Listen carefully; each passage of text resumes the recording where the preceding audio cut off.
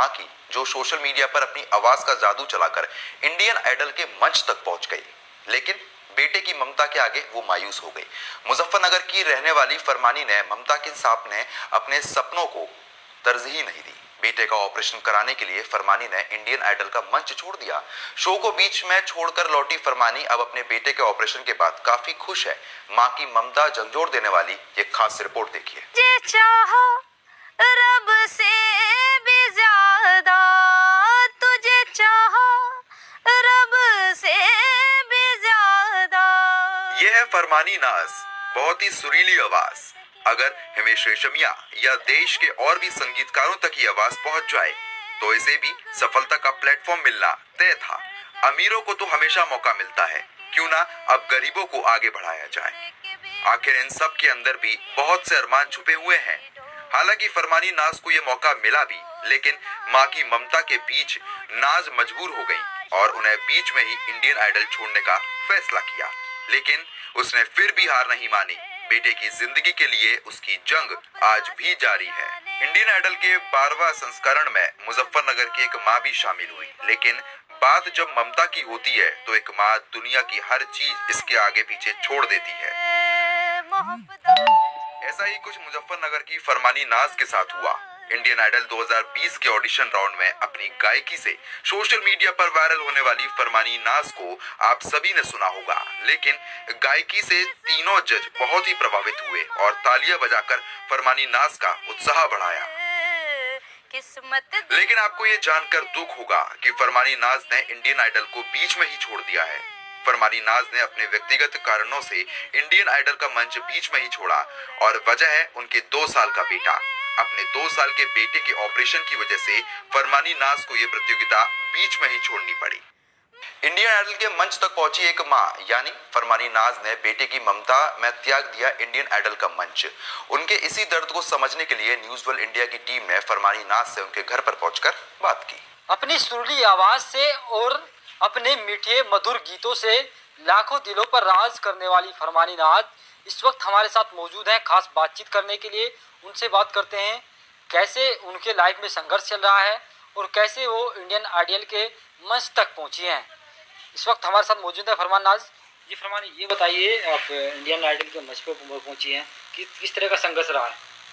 जी, ज़िंदगी में बहुत संघर्ष किया है, उसके बावजूद भी मैं आगे बढ़ना मैंने छोड़ा नहीं। अपनी कला से मैं इंडियन आइडल के मंच तक गई और अगले राउंड के लिए मुझ पे चांस भी था, लेकिन बेटे के ऑपरेशन के लिए इसकी डेट ऊपर आ गई थी तो मैं वापस आ गई और बेटे का ऑपरेशन कराया मैंने आनंद हॉस्पिटल के, जो स्माइल ट्रेन आनंद हॉस्पिटल के थ्रू मेरे बेटे का फ्री इलाज हुआ है। अच्छा, बीजेपी सांसद डॉक्टर संजीव बालियान भी आपकी आवाज़ पर पहुंचे थे कुछ दिन पहले। उन्होंने भी यहाँ पर आपको बेटे के इलाज का आश्वासन दिया था। क्या उनकी तरफ से भी कोई मदद की गई है? जी, उनकी तरफ से पूरी मदद थी, पर आनंद हॉस्पिटल से भी जो उनके स्माइल ट्रेन जो है उन्होंने फ़ोन किया था मुझे बच्चे के लिए, तो मैंने फिर उनको बोल दिया था मंत्री जी साहब को कि आनंद हॉस्पिटल से फ़ोन आया है, मैं वहाँ कराना चाहता हूँ बेटे का ऑपरेशन। तो बोल दिया था कि आप वहाँ करा लो, जो भी कोई खर्चा होगा मुझे बताना। लेकिन वहाँ पे कोई खर्चा नहीं हुआ, मेरे बच्चे की अच्छे से देखभाल हुई और फ्री में इसका इलाज हुआ, हर चीज़ इसकी। अच्छा, ये बताइए, आप गायक बनी हैं, किस कारण गायक बनी है? क्या मुख्य उद्देश्य आपका रहा है? बस मैं बच्चे के कारण मैंने कदम उठाया, इसी के लिए मैं गाना शुरू किया था कि बच्चे का ऑपरेशन हो जा। लेकिन ऊपर वाले की इतनी बहुत बड़ा करम है मुझ पे कि मेरे बेटे का आज अच्छे से ऑपरेशन भी हो गया और मुझे कामयाबी भी बहुत मिली। क्या ससुराल पक्ष के लोगों ने भी आपकी बच्चे के ऑपरेशन में कोई मदद की है? जी नहीं, वो तो एक बार भी बच्चे को देखने नहीं आए। मैंने बोला भी था पर वो नहीं आए, बोल दिया कि हमें ज़रूरत नहीं ना बच्चे की ना आपकी। तो मैंने, मेरी अम्मी अब्बू और बाकी पब्लिक ने मुझे इतना सपोर्ट कर दिया कि मैं अपने बच्चे का अच्छे से इलाज कर पाई। अच्छा, ये बताइए, आप अपने बेटे के उपचार के लिए इंडियन आइडल के शो से वापस लौटी हैं, तो क्या अब दोबारा जाने का आपके चांस हैं या दोबारा वहाँ तक पहुँचेंगे? क्या तैयारी चल रही है? जी, मैं पूरी तैयारी कर रही हूँ और मैं इंडियन आइडल में दोबारा जाऊंगी और अच्छे से अपनी कला को दिखाऊंगी। अब तो मैं बच्चे के ऑपरेशन के लिए वापस आ गई थी, अगले राउंड के लिए मुझ पे चांस भी था, लेकिन बेटे की डेट ऊपर आने के कारण फिर भी बेटा 4 महीने लेट हो गया।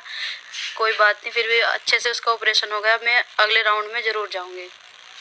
आपने इंडियन आइडल में दूसरा नंबर पर आप रही हैं, तो अब इस बार क्या लगता है कि आपको सफलता मिल पाएगी या नहीं, क्या उम्मीद लगती है? जी उम्मीद बहुत है और मैं कोशिश भी बहुत करूँगी कि अगले राउंड में भी मुझे सफलता मिले और मैं बहुत ज़्यादा कोशिश करूँगी अच्छे से अपनी कला को निभाने के लिए। देखिए, ये थे हमारी साथ फरमानी नाज हैं जो इंडियन आइडल में नंबर 2 पर रही हैं, दूसरा स्थान इन्होंने प्राप्त किया था और वहीं लगातार सोशल मीडिया पर अपनी मधुर गीतों की वजह से छाई रहती हैं और लोगों को अपनी ओर अच्छी आवाज़ से, मीठी आवाज़ से, सुरीली आवाज़ से लोगों को अपनी ओर आकर्षित करती रहती हैं, जिसके चलते फरमानी नाज इंडियन आइडल तक पहुंची। वहीं बेटे के उपचार के लिए फरमानी नाज इंडियन आइडल को छोड़कर वापस आ गई हैं और वहीं अब फरमानी का कहना है कि वो इंडियन आइडल की अभी भी तैयारी कर रही हैं और फिर से दोबारा से एक बार फिर ट्राई की जाएगी और वहीं यहाँ पर कह रही हैं कि पूरी उम्मीद है इस बार सफलता जरूर मिलेगी। फरमानी नाज जो कि यूपी मुजफ्फरनगर की रहने वाली है, उनका 2 साल का बेटा है जो बोल नहीं पाता। फरमानी नाज के बेटे का यूपी के मेरठ शहर के एक निजी अस्पताल में ऑपरेशन हुआ। डॉक्टरों ने बताया कि फरमानी नाज के बेटे के कंठ में जन्म से ही एक छेद है जिसका काफी समय तक इलाज चलता रहा। फरमानी नाज जब इंडियन आइडल के शो में पहुंची, उसी दौरान डॉक्टरों ने तुरंत ऑपरेशन के लिए कह दिया। फिर क्या था, एक माँ की ममता उसे इंडियन आइडल को छोड़ अपने बेटे की ओर ले गई।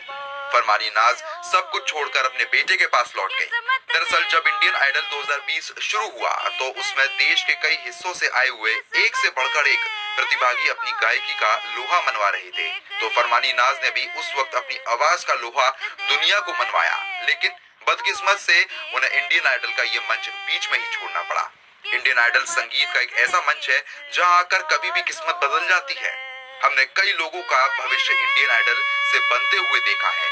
आज वे अपने जीवन में बहुत ऊंचाई पर हैं, इसलिए ऐसे मंच पर आने का मौका कोई छोड़ना नहीं चाहता। लेकिन मुजफ्फरनगर की फरमानी नाज ने ममता के सामने अपने सपनों को तरजीह नहीं दी। स्पेशल रिपोर्ट में बस इतना ही। आपको हमारी रिपोर्ट कैसी लगी हमें कमेंट बॉक्स में जरूर लिखें। वीडियो को शेयर